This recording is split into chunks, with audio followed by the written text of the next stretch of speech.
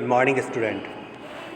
आज हम आरोह का लेसन 7 गज़ल कविता की व्याख्या समझेंगे। सबसे पहले कवि परिचय।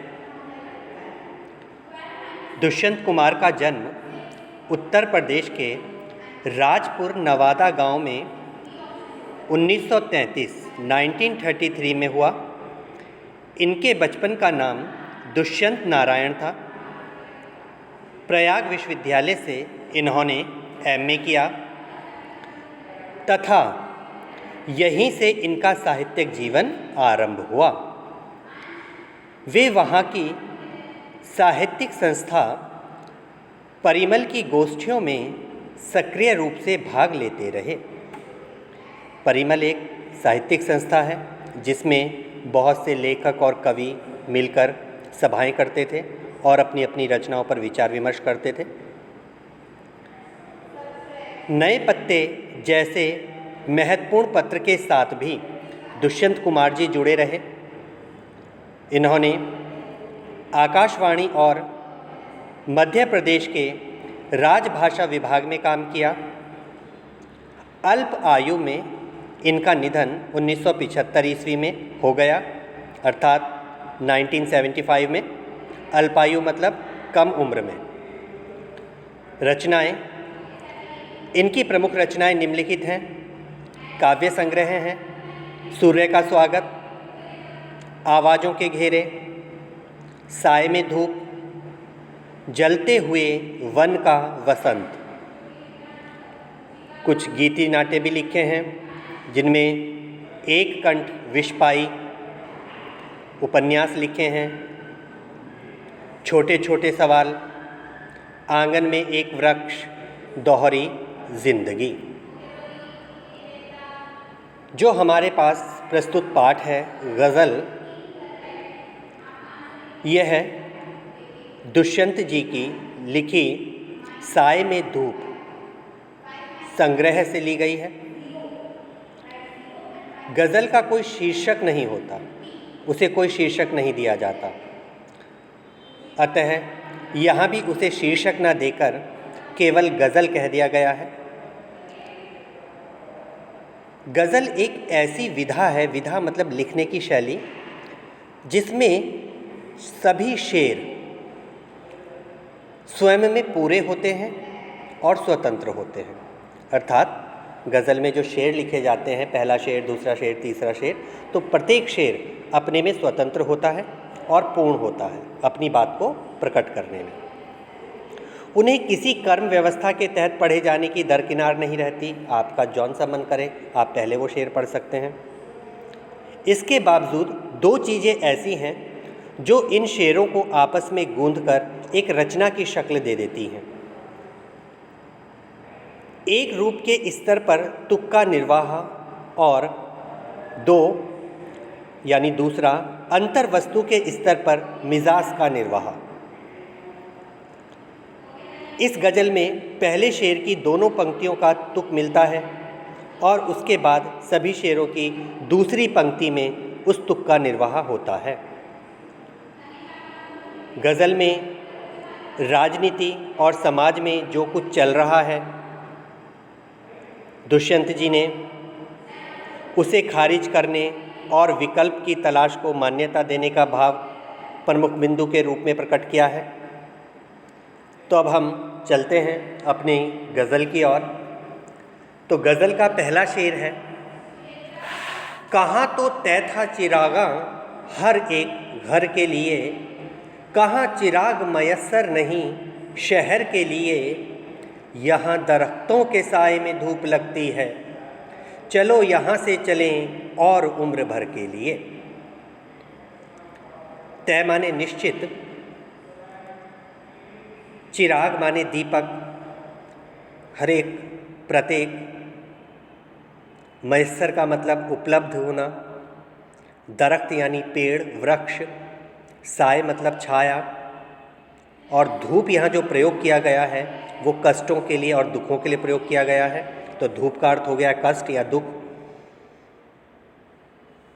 उम्र भर अर्थात जीवन भर, तो प्रस्तुत शेर में कवि राजनीति और समाज में जो कुछ चल रहा है उसे खारिज करना चाहता है। कवि कहता है कि नेताओं ने चुनाव के समय बहुत से वादे किए, बहुत सी घोषणाएं की थीं, जैसे कहाँ तो तय था चिरागा हर एक घर के लिए, कि कहाँ तो देश के हर घर को चिराग अर्थात सुख सुविधाएं उपलब्ध कराई जाएंगी। और स्थिति यह हो गई है, कहाँ चिराग मयस्सर नहीं शहर के लिए, और स्थिति यह है कि शहर में एक सुविधा तक उपलब्ध नहीं है। घर की तो बात छोड़िए, शहर तक में एक भी सुविधा उपलब्ध नहीं कराई गई है। अर्थात नेताओं के जो भाषण होते हैं, वादे होते हैं, वो केवल कागजी होते हैं। दूसरे शेर में वो कहते हैं, यहाँ दरख्तों के साए में धूप लगती है, चलो यहाँ से चलें और उम्र भर के लिए। अर्थात शायर कहता है कि देश में अनेक ऐसी संस्थाएं हैं जो लोगों के कल्याण के लिए काम करती हैं। ऐसी संस्थाओं को कवि ने दरख्त कहा है, यानी दरख्त की संज्ञा दी है। उन दरख्तों को अर्थात उन संस्थाओं को वह कह रहा है कि ये संस्थाएं आम आदमी का अब शोषण करने लगी हैं। यहाँ दरख्तों के साए में धूप लगती है, अर्थात नागरिकों के कल्याण के लिए बनाई गई संस्थाएं आम आदमी का ही शोषण करने लगी हैं। अर्थात चारों ओर भ्रष्टाचार फैल गया है। चलो यहाँ से चलें और उम्र भर के लिए। और कवि इन सभी व्यवस्थाओं से दूर हो जाना चाहता है, इसीलिए वह कह रहा है कि चलो इस जीवन को कहीं और जाकर बिताया जाए, यहाँ से दूर चला जाए। अगला शेर है, ना हो कमीज तो पाँव से पेट ढक लेंगे, ये लोग कितने मुनासिब हैं इस सफ़र के लिए।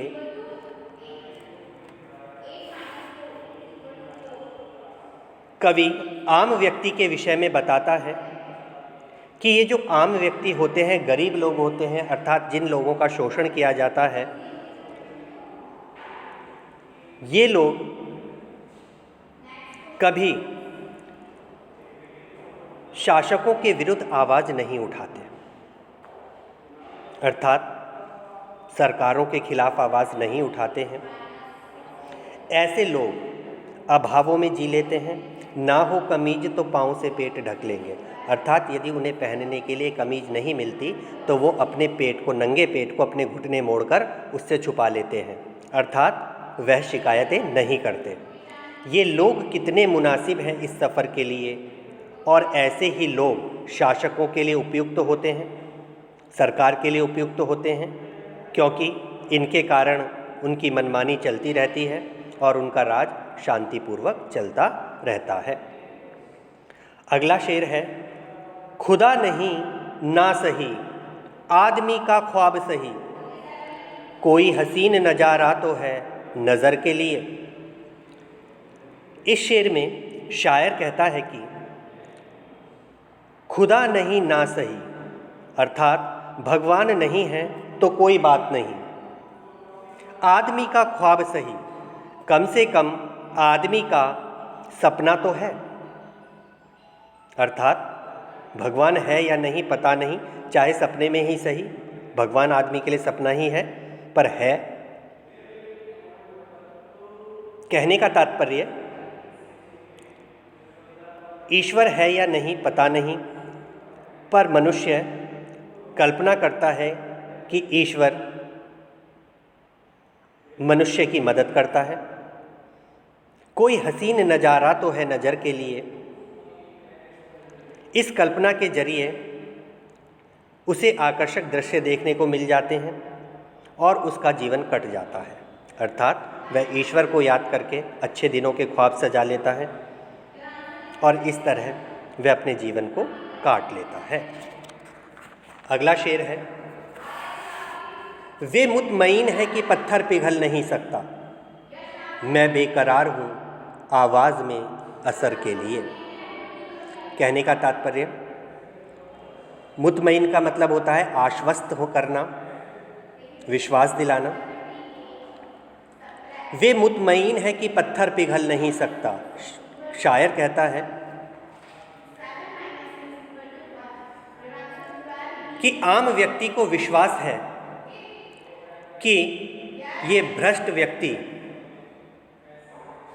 कभी बदल नहीं सकते हैं, अर्थात इनके दिलों में गरीबों के लिए कभी भावनाएं उत्पन्न नहीं होंगी, उनमें संवेदनाएं नहीं होती। मैं बेकरार हूँ आवाज़ में असर के लिए, जबकि कवि इसके विपरीत इंतजार है कि आम आदमियों के स्वर में क्रांति की चिंगारी हो, अर्थात आम आदमी अपनी आवाज़ को बुलंद करे और संगठित होकर भ्रष्टाचार का विरोध करे। अगला शेर है, तेरा निज़ाम है सिलदे ज़ुबान शायर की, ये एहतियात ज़रूरी है इस बहर के लिए। एहतियात माने सावधानी, बहर यानी शेर का छंद। तो दूसरे शेर में शायर कह रहा है कि जो ये सत्ता के लोग होते हैं, ये लोग शायर की जुबान को रोकना चाहते हैं, अर्थात उसकी कलम को बांधना चाहते हैं। जब शायर अपने शेरों के माध्यम से लोगों को जागरूक करने का प्रयास करता है, तो यह लोग अपने आप को बचाने के लिए शायरों की कविताओं पर, उनके शेरों पर प्रतिबंध लगा देते हैं, उन्हें बैन कर देते हैं। जैसे गज़ल के छंद के लिए बंधन की सावधानी जरूरी है, उसी तरह शासकों को भी अपनी सत्ता चलाने के लिए विरोध को दबाना होता है। अगला शेर है, जिए तो अपने बगीचे में गुलमोहर के तले, जिए तो अपने बगीचे में गुलमोहर के तले, मरे तो गैर की गलियों में गुलमोहर के लिए। तीसरे शेर में शायर कहता है कि जब तक हम अपने बगीचे में जिए तो अपने बगीचे में गुलमोहर के तले, अर्थात जब तक हम अपने बगीचे में जिए, गुलमोहर एक वृक्ष होता है फूलदार, जिसके फूल लगते हैं, बड़े अच्छे फूल होते हैं, तो उस गुलमोहर के नीचे रहकर जिए। मरे तो गैर की गलियों में गुलमोहर के लिए, और जब मृत्यु हो तो दूसरों की गलियों में गुलमोहर के लिए मरे। अर्थात शायर कहना चाहता है कि मनुष्य जब तक जिए वह मानवीय मूल्यों को मानते हुए शांति से जिए, कभी किसी को हानि ना पहुंचाए, और दूसरों के लिए भी इन मूल्यों की रक्षा करे, अर्थात वह दूसरों के लिए भी कार्य करे, दूसरों के लिए भी जिए। अपने लिए तो जिए ही जिए, लेकिन दूसरों के लिए भी जिए, अर्थात परोपकार भी करे। तो ये थे हमारे शेर। अगला चैप्टर अगली वीडियो में।